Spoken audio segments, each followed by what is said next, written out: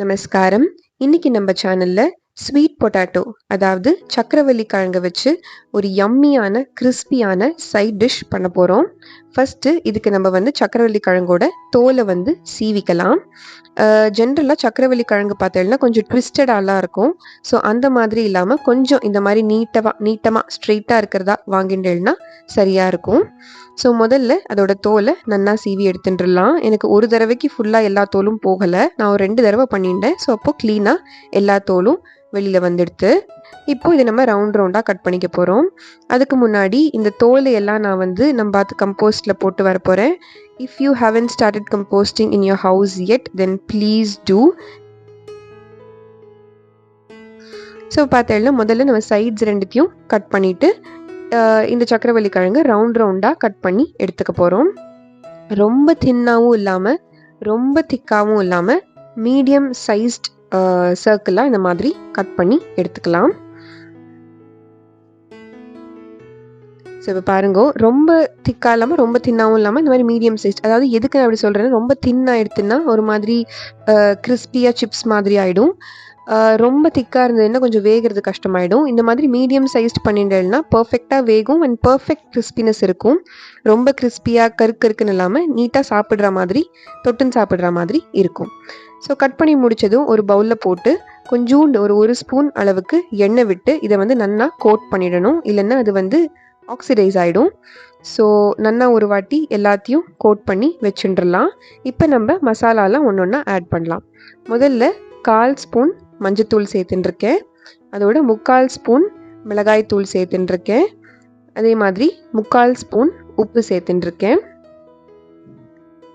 இதோட நான் கொஞ்சோண்டு தனியாத்தூளும் ஜீரகத்தூளும் சேர்க்க போகிறேன்.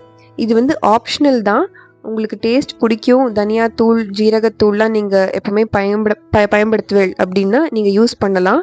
இல்லை நாங்கள் ஜென்ரலாக இதெல்லாம் யூஸ் பண்ண மாட்டோம் அப்படின்னா இந்த ரெண்டும் வேண்டாம், வெறும் உப்பு மிளகா பொடி போரும். அப்படி இல்லை அப்படின்னா நீங்கள் குழம்பு தூள் நார்மலாக சாம்பாருக்கு யூஸ் பண்ணுவோம் இல்லையா, அந்த சாம்பார் தூள் அண்ட் உப்பு போட்டால் கூட அது ஒரு டிஃப்ரெண்ட் டேஸ்ட் கொடுக்கும். நீங்கள் அந்த மாதிரி கூட ட்ரை பண்ணி பார்க்கலாம்.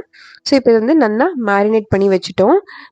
இப்போ கொஞ்சோண்டு ஒரு டேபிள் ஸ்பூன் அளவுக்கு அரிசி மாவும் இதோட சேர்த்து நன்னா மிக்ஸ் பண்ணி ஒரு 5 to 10 minutes இது நன்னா மேரினேட் ஆகணும்.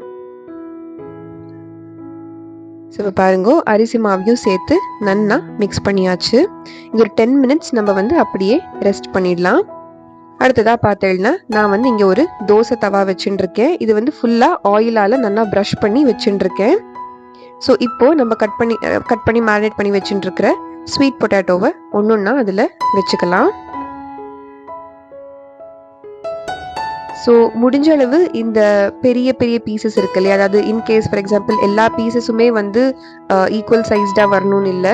சிலது நீங்கள் கொஞ்சம் பெருசாக கட் பண்ணியிருக்கலாம், லைக் கொஞ்சம் வித் எக்ஸ்ட்ராவாக கட் பண்ணியிருக்கலாம். அந்த மாதிரி பீசஸை சென்டரில் வைங்கோ, ஸோ தட் அது நல்லா குக் ஆகும். நான் சும்மா கேமராவில் எடுக்கணுமே ப்ரெசன்டேஷனுக்காக இந்த மாதிரி பண்ணியிருக்கேன். நீங்கள் இப்படி வைக்கணும்னு அவசியம் இல்லை. ஸோ பீசஸ்க்கு ஏற்ற மாதிரி கொஞ்சம் திக்காக இருந்தது அப்படின்னா கொஞ்சம் டுவர்ட்ஸ் தி சென்டர் வைங்கோ. கொஞ்சம் தின்னாக இருக்குது அப்படின்னா நீங்கள் அதை கொஞ்சம் பின்னாடி தள்ளி சென்டர்லேருந்து தள்ளி வச்சுன்னு வரலாம். ஸோ இப்போ ஒரு சைடு ஆயிடுத்து, இன்னொரு சைடு திருப்பி போட்டுருக்கேன். சும்மா நீங்கள் ஸ்பூனை வச்சு ஒரு கட் மாதிரி பண்ணலனாலே ஈஸியாக இது கட் ஆகி உள்ளே போகும், விச் மீன்ஸ் அது வெந்துடுத்துன்னு அர்த்தம். இன்னொரு சைடு திருப்பி போட்டதுக்கு அப்புறமா நான் ஒரு ஸ்பூன் அளவுக்கு எண்ணெய் எடுத்து நல்லா சுற்றி வர, இப்போ தோசைக்கெல்லாம் எப்படி எண்ணெய் விடுவோமோ அந்த மாதிரி சுற்றி வர எண்ணெய் விட்டுருக்கேன். திருப்பி ஒரு வாட்டி க்ளோஸ் பண்ணி வைக்க போகிறேன். அந்த நடுவில் இருக்கிற பீஸ் பார்த்தீங்கன்னா குக் ஆகிடுது. என்ன ரொம்ப சின்னதாக இருந்தது இல்லையா அது, ஸோ அது டக்குன்னு குக் ஆகிடுது. ஸோ அந்த பீஸை ரிமூவ் பண்ணி எடுத்துட்டேன். மிச்சதெல்லாமும் பாருங்கோ அழகாக குக் ஆகிடுது. இப்போது அந்த பிளாக் கலர் கோட்டிங் வரதுனால எதுவும் இல்லை, டேஸ்ட் சூப்பராக இருக்கும். கொஞ்சம் இந்த பர்ன்ட் டேஸ்ட்டோட எக்ஸலண்ட்டாக இருக்கும். இப்போது 2 சைடும் குக் ஆனதுக்கப்புறம் நான் எடுத்து பிளேட்டில் ட்ரான்ஸ்ஃபர் பண்ணியாச்சு. கொஞ்சோண்டு கொத்தமல்லியும் மேலே தூவியாச்சு. சும்மா இது கார்னிஷ் பண்ணியிருக்கேன், இது ஆப்ஷனல் தான், நீங்கள் அப்படியே கூட சாப்பிட்லாம். ஸோ இது தயிர் சாதத்தோட, ரசம் ரைஸோட எதோட சாப்பிட்டாலும் இது எக்ஸலண்ட்டாக இருக்கும். யம்மியான ரெசிபி இது. கண்டிப்பாக நீங்களும் ஆற்றுல ட்ரை பண்ணி பார்த்துட்டு எப்படி இருக்குங்கிறத சொல்லுங்கள். தேங்க்ஸ் ஃபார் வாட்சிங்.